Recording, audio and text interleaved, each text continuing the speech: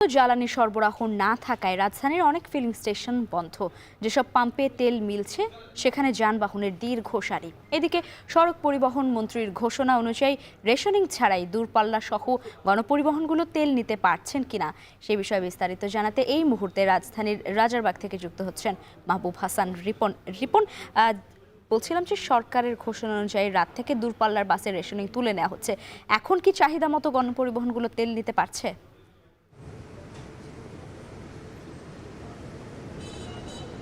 লাইবা যেই মুহূর্তে মন্ত্রী মহোদয় ঘোষণাটি দিয়েছিলেন তার পরবর্তীতে আজকের দিনের জন্য পরিস্থিতি উন্নয়ন প্রত্যাশা করাটা বেশ কঠিন। কারণ হচ্ছে যে তার মধ্যেই কিন্তু অধিকাংশ জায়গাতে তেলের যে পরিমাণটি আজকের জন্য বরাদ্দ ছিল সেটি কিন্তু শেষ হয়ে গেছে।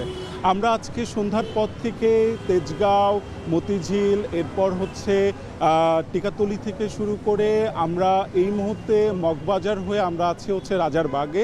এই সব জায়গাতে আমরা ঘুরে যেটি দেখেছি যে অধিকাংশ জায়গাতেই কিন্তু তেলের যে পরিমাণটি আজকে দিনের জন্য বরাদ্দ ছিল সেটি শেষ হয়ে গেছে। কাজেই এই যে দূরপাল্লার বাসের জন্য যে বরাদ্দ উঠিয়ে নেওয়ার কথা ছিল, রেশনিং পদ্ধতিতে উঠিয়ে নেওয়ার কথা ছিল, সেটা আজকের জন্য কিন্তু খুব একটা কার্যকর হতে যাচ্ছে সেটি বলার কোনো সুযোগ নেই। দ্বিতীয়টি হচ্ছে সড়ক যোগাযোগ মন্ত্রী যখন এই ঘোষণাটি দিয়েছেন এই সম্পর্কে পেট্রোল পাম্পের কর্তৃপক্ষ কিংবা যারা দূরপাল্লার বাসের চালক রয়েছে তারা কিন্তু এই ঘোষণার সাথে সংযুক্ত নয়, তারা এই ঘোষণা সম্পর্কে অবগত নয়।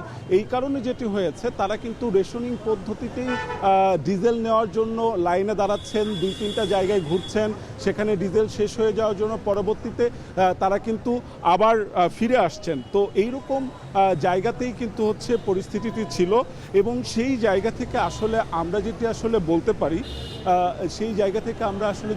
পারি সেটি হচ্ছে যে বর্তমানে যে পরিস্থিতি রয়েছে ডিজেল এবং অকটেনের ক্ষেত্রে সেই পরিস্থিতির উন্নয়নটা হয়তো বা আমরা একটু সময় লাগবে। আগামীকাল থেকে হয়তো বা দূরপাল্লার বাসের জন্য যে সিদ্ধান্তটি মন্ত্রী মহোদয় নিয়েছেন তার প্রতিফলন আমরা দেখতে পাবো। এই ছিল আমার কাছে রাজারবাগ থেকে সবশেষ, রাজারবাগ ফিলিং স্টেশন থেকে। জ্বালানি সরবরাহের সবশেষ খবর জানাতে রাজারবাগ থেকে যুক্ত ছিলেন মাহবুব হাসান রিপন।